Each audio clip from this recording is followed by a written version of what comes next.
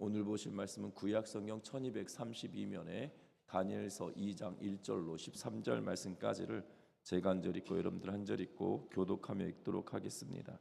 느부갓네살이 다스린 지 2년이 되는 해에 느부갓네살이 꿈을 꾸고 그로 말미암아 마음이 번민하여 잠을 이루지 못한지라.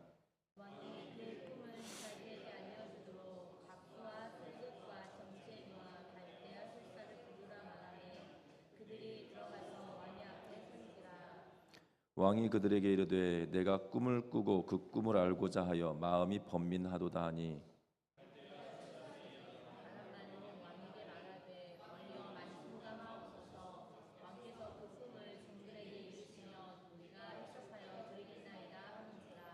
왕이 갈대아에 있는 들에게 대답하여 이르되 내가 명령을 내렸나니 너희가 만일 꿈과 그 해석을 내게 알게 하지 아니하면 너희 몸을 쪼갤 것이며 너희의 집을 거름더미로 만들 것이요.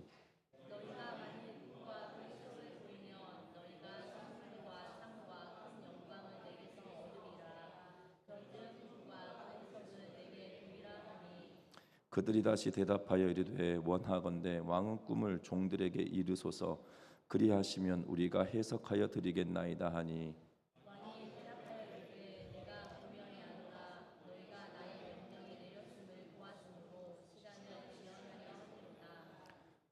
너희가 만일 이 꿈을 내게 알게 하지 아니하면 너희를 처치할 법이 오직 하나이니 이는 너희가 거짓말과 망령된 말을 내 앞에서 꾸며 말하여 때가 변하기를 기다리려 함이라.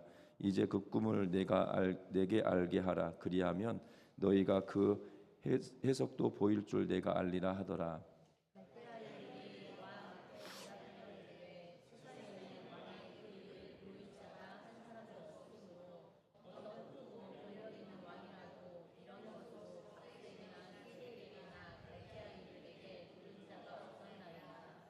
왕께서 물으신 것은 어려운 일이라. 육체와 함께 살지 아니하는 신들 외에는 왕 앞에 그것을 보일 자가 없나이다 한지라.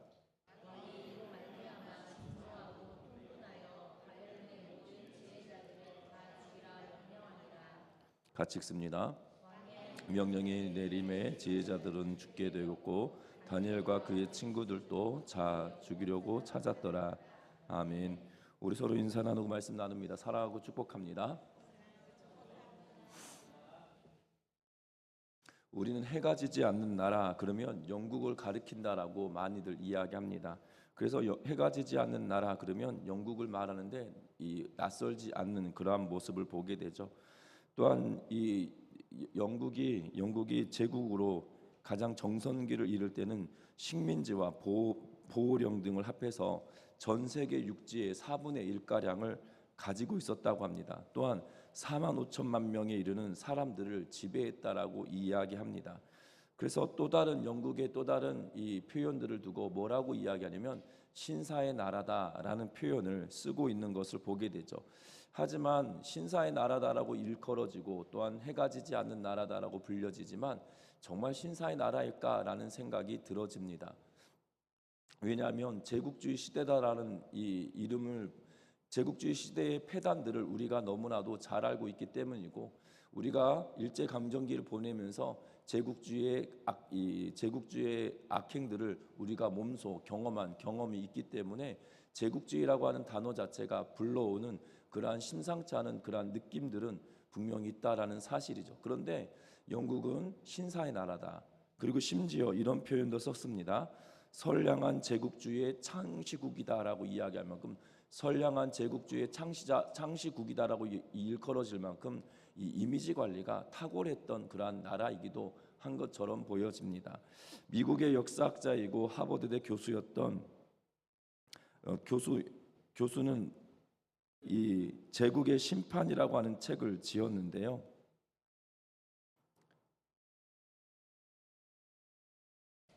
죄송합니다. 제가 저자 이름을 빼뜨리고 썼네요. 책만 써놓고 제국의 심판이라고 하는 책이 2005년에 출간되었는데요. 그 책에서 이 하버드대 교수였고 역사학자였던 교수가 이 책을 지어놓고 있는데 영국이 얼마나 폭력적인 역사를 지녔는지를 낱낱이 민낯을 다 까발리는 그러한 글을 써놓게 되는 걸 봅니다. 대표적인 내용이 1950년도에 일어났던 케냐에서 벌어진 마우마우 사태라고 불려지는 마우마우 봉기라고 불려지는 무장 봉기가 일어나자 영국 정부는 1952년에 비상사태를 선포하고 수만 명에 이르는 사람들을 가두고 그리고 수많은 사람들을 처형하게 됩니다. 구금된 이들을 비롯하여서 당시 케냐의 많은 사람들은 말로 옮기기 어려울 만큼 잔혹한 고문을 가하기도 했고 수많은 폭력들을 당하였던 일들을 고발하고 있는 것을 보게 되죠. 역사는 여기서 끝나지 않았습니다. 그들의 생존자들, 다시 말하면 마우마우 봉기라고 불려지는 1950년도에 일어났던 이 봉기 사건을 두고 2009년도에 영국 왕립재판소에서 재판을 하게 되어집니다. 이 하버드대 교수였던 이분이 거기에 증인으로 서게 되고 그리고 중요한 참고인으로 재판에 참여하게 됩니다. 그래서 4년여간에 걸친 재판을 통해서 케냐의 사람들에게 이 손을 들어주는 판결을 얻어내게 되는 것을 봅니다. 그런데 이 과정에서 더 놀라운 일들이 밝혀지는데 어떤 일들이냐면 영국 식민지에서 대량으로 문서들이 만들어졌을 텐데요.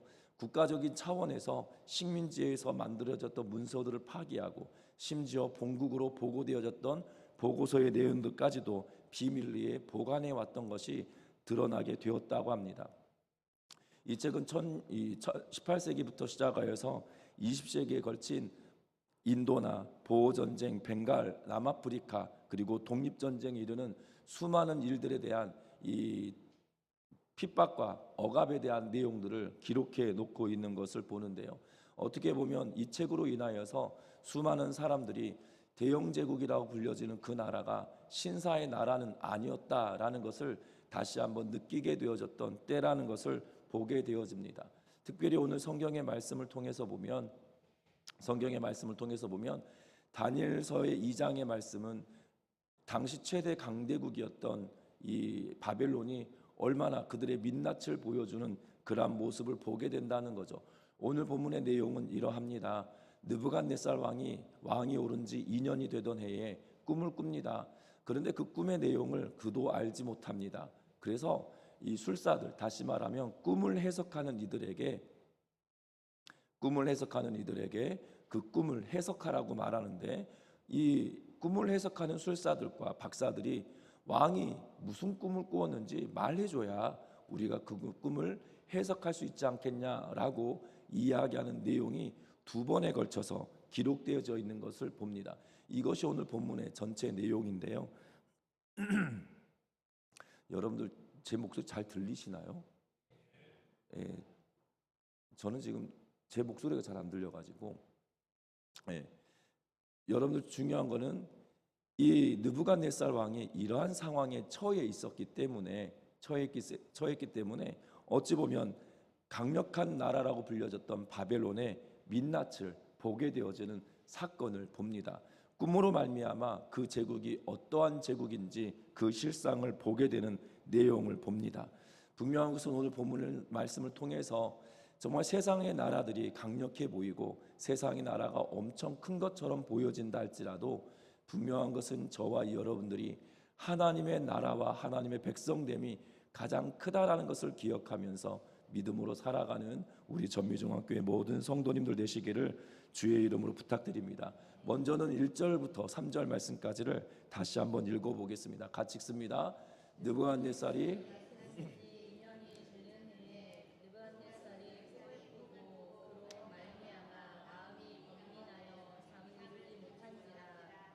왕이 그의 꿈을 자기에게 알려주도록 박수와 술객과 점장이와 술사를 부르라 말하며 그들이 들어가서 왕의 앞에 선지라.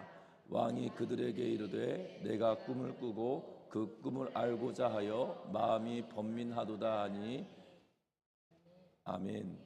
오늘 성경의 말씀에 보니까 느부갓네살이 꿈을 꾸었습니다. 그리고 2년이 되던 해에 느부갓네살이 꿈을 꾸고 마음이 번민하고 잠을 다시 이루지 못하는 그러한 상황에 놓여집니다. 그래서 왕이 그의 꿈을 자기에게 알려주도록 박수와 술객들에게 그리고 점쟁이와 갈대아 술사들을 부르라라고 명령하고 있는 것을 봅니다. 그래서 그들이 왕 앞에 섭니다. 그런데 그들이 왕 앞에 섰지만 그 꿈으로 인하여서 번민하고 있다 할지라도 그것을 해석해내지 못하는 상황이 되어졌음을 봅니다. 왕은 꿈으로 말미암아 번민하게 되어지고 꿈으로 말미암아 큰 두려움에 빠지게 되어졌다라고 오늘 본문은 말하고 있는 것을 보게 되죠. 어떻게 보면 2년이라고 하는, 지금 이 느부갓네살이 다스린 지 2년이 되었다라고 말하고 있기에 어찌 보면 집권 초기에 불안한 정세에 대한 이야기를 말하여 줄 수 있다라는 사실이죠. 누가 나의 측근이고 누가 나를 죽이려 하는 자인지 지금 분간이 되어지지 않는 상황에 그의 꿈을 쉽게 말할 수도, 쉽게 어떻게 할 수도 없는 상황이 되었음을 말하고 있는 것을 봅니다. 결국 세상에서 가장 강대한 나라라고 불려졌던 이 바벨론이지만, 그럼에도 불구하고 이 바벨론의 통치자가 된 느부갓네살 왕이 그 꿈으로 말미암아 두려움에 빠져 있는 그러한 실상을 보게 된다는 거죠. 여러분들, 지금에야 그가 꿈을 꿨다고 해서 두렵다라고 하는 것이 이해가 되지 않을 수도 있습니다.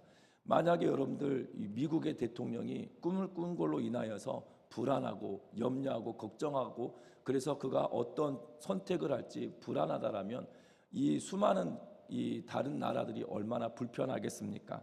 분명한 것은 느부갓네살이 꿈으로 말미암아 두려움에 빠졌다라고 성경은 이야기하고 있는 모습을 보게 된다는 거죠.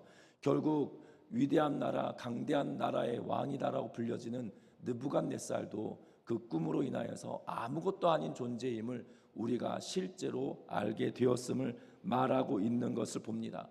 여러분들, 고대 사회에서 꿈이라고 하는 것이 종종 하나님의 뜻을 드러내고 나타내 주시기도 합니다.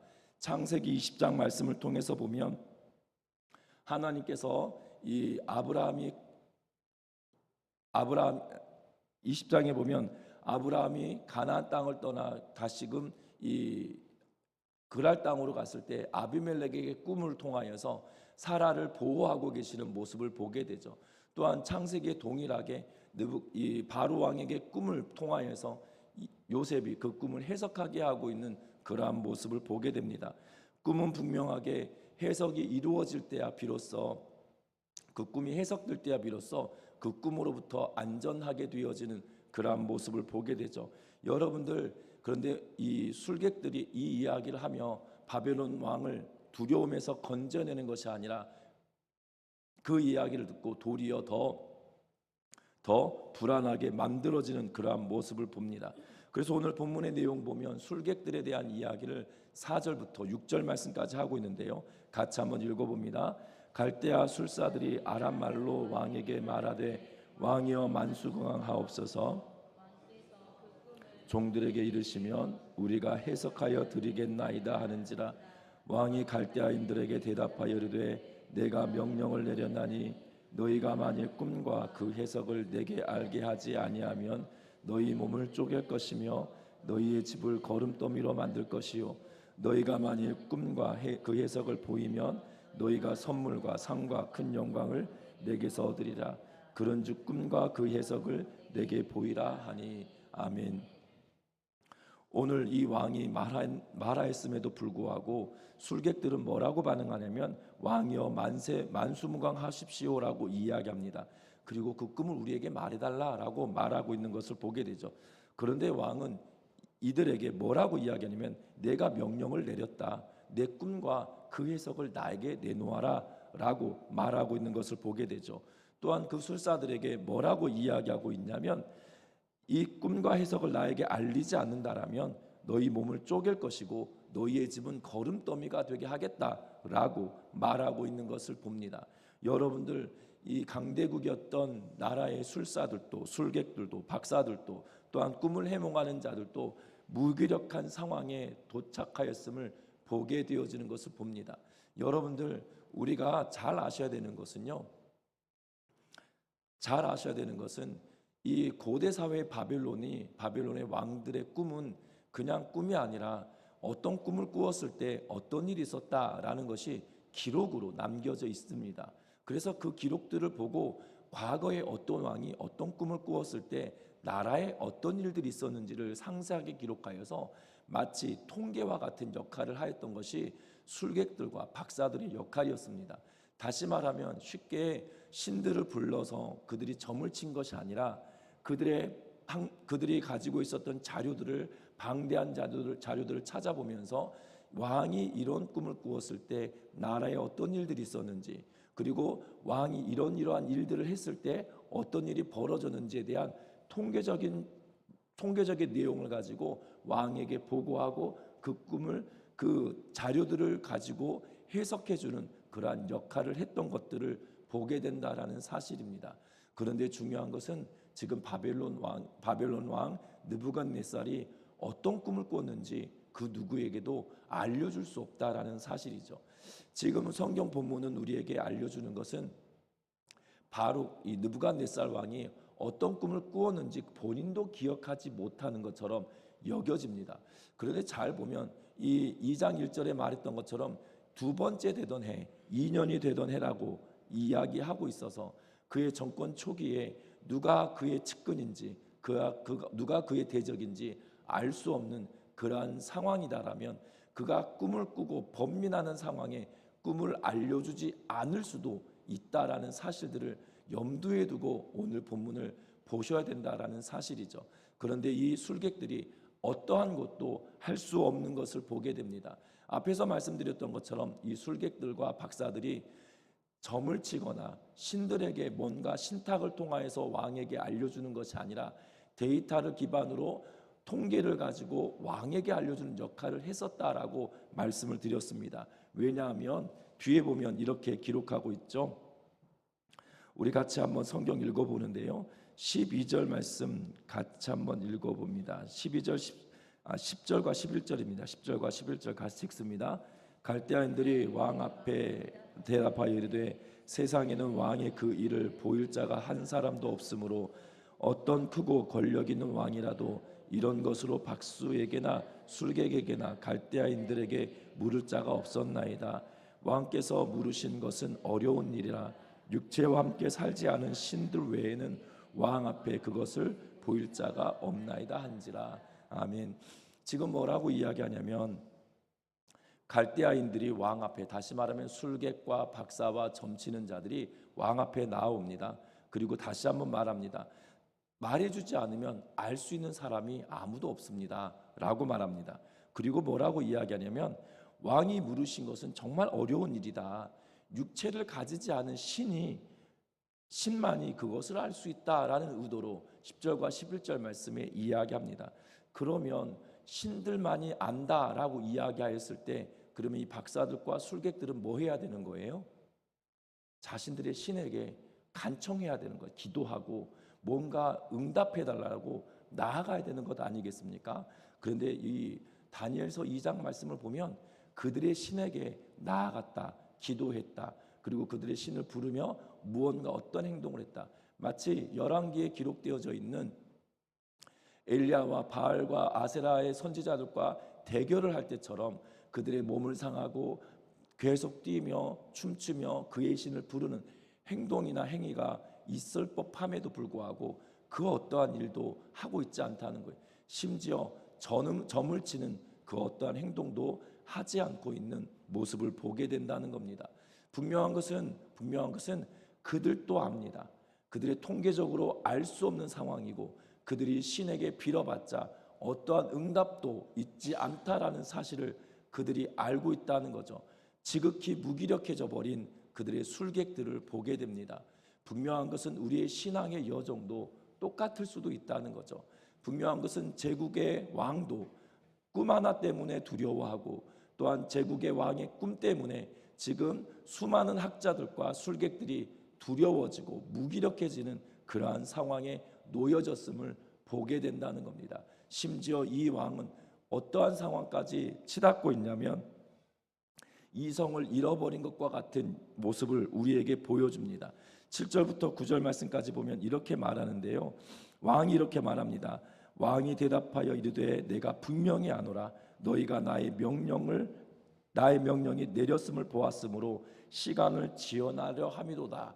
다시 말하면 너희들이 계속 말을 끌어서 시간을 벌려고 하는구나 라고 말하고 있죠. 그래서 이 꿈을 해석하지 않으면 내가 너희를 처치하겠다. 그리고 너희에게 있을 말은 당연히 죽음밖에 없다라고 말합니다. 그리고 나에게 거짓말로 알리려 하지 마라 라는 의도로 말하고 있는 것을 보게 된다는 거죠. 분명한 것은 이성을 잃을 만큼 급박한 상황처럼 치닫고 있는 것을 보게 된다는 겁니다. 이것이 세상의 나라의 모습이다라는 거죠. 여러분들, 세상의 나라는 강력해 보이고, 또한 세상의 나라는 든든해 보이고, 또한 세상의 학문을 가지고 있는 사람들은 대단한 것처럼 보여지나 하나님 앞에서는 아무것도 아닌 존재임을 우리에게 말씀하고 있는 것을 보게 되어집니다. 저와 여러분들, 그래서 저와 여러분들이 오늘 말씀을 통해서 보면 세상의 왕, 강력한 나라의 왕이었던 느부갓네살도 꿈 하나 때문에 두려워하고, 가장 똑똑하다고 불려지는 바벨론의 가장 똑똑하다고 불려졌던 박사들과 술객들과 점치는 이들, 또한 점성가들이 그들에게 모였지만 그 어떠한 것도 행할 수 없고, 그러므로 말미암아 왕은 점점 더 이성을 잃어가고 있는 상황에 놓여졌음을 우리에게 말씀해주고 있다라는 사실입니다. 이 땅의 삶을 살아갈 때 우리도 똑같습니다. 우리의 삶은 똑같습니다. 왜냐하면 아무리 대단한 능력을 가진 이 지도자다 할지라도, 아무리 강력한 나라를 운영하는 사람이다 할지라도, 수많은 석학들이 그 주변에 있다 할지라도 그것이 우리에게 위로가 되지 않고 힘이 되어지지 않는다라는 사실이죠. 그런데 분명한 것은 저와 여러분들에게 하나님이 우리의 아버지이시고, 하나님이 나의 주권자 되시고, 하나님이 우리로 하여금 그의 백성 삼아주셨다라는 사실들을 기억하는 우리 전미중앙교회 모든 성도님들 되시기를 주의 이름으로 부탁드립니다. 그래서 그 하나님의 나라에 다스리심을 받는 자야만이 하늘의 위로를 경험하게 되고 세상에 줄 수 없는 평안을 우리가 누리게 되어진다라는 사실이죠. 세상의 것을 추종하고 살아간다 한들 그것은 한계가 있고, 또한 우리에게 모든 평안을 줄 수 없다라는 사실입니다. 그럼에도 불구하고 저와 여러분들이 하나님을 의지하고 믿음으로 나아감으로 말미암아 제국의 실상을 바라보고 우리가 하나님의 나라를 기대하며 소망을 품고 살아가는 우리 전미중앙교회 모든 성도님들의 삶이 되시기를 주의 이름으로 부탁드립니다. 인간의 문명과 인간의 역사는 하나님의 손에 있다라는 사실이죠. 그 하나님의 손에 있기에 그 하나님의 손에 의지하는 자가 하나님의 위로를 받는 자들이고, 하나님의 손에 이끌림 받는 자가 하나님께서 쓰시는 자들이라는 사실들을 기억하면서 우리 전미중앙교회 모든 성도님들이 정말 하나님의 손에 붙들림 받는 자들의 삶이 되어지시기를 주의 이름으로 부탁합니다. 세상을 수용하지만 세상을 신뢰할 것이 아니라 하나님을 신뢰하고 하나님의 말씀대로 살아내는 우리 모두의 삶이 되시기를 주의 이름으로 부탁합니다. 말씀을 맺으려고 합니다. 하나님의 나라는 멀리 있는 것이 아닙니다. 우리가 죽어야 가는 곳이 하나님의 나라가 아니다라는 거예요. 하나님의 나라는 크게 장소적인 개념이 있고, 또 하나는 통치의 개념이 있다라는 겁니다. 장소의 개념은 우리가 하나님 나라에 가게 되어질 때, 하나님께서 이 땅에 오시든지 내가 죽어 하나님 편으로 가든지 둘 중에 하나가 하나님 나라의 장소적인 개념으로 들어가게 된다라면, 통치의 개념으로 우리에게 말씀합니다. 특별히 신약의 예수님께서 끊임없이 하나님의 통치하심을 받으라 라고 우리에게 말씀해 주고 있는 것을 보게 되죠. 하나님의 통치하심은 어떤 것입니까? 하나님과 동행하는 거고 하나님 말씀 아래 거하는 삶을 사는 것입니다. 여러분들, 성령이 우리 안에 거하심으로 하나님의 말씀을 깨닫고 순종하며 살아가도록 우리를 이끌어 주셨다라는 사실이죠.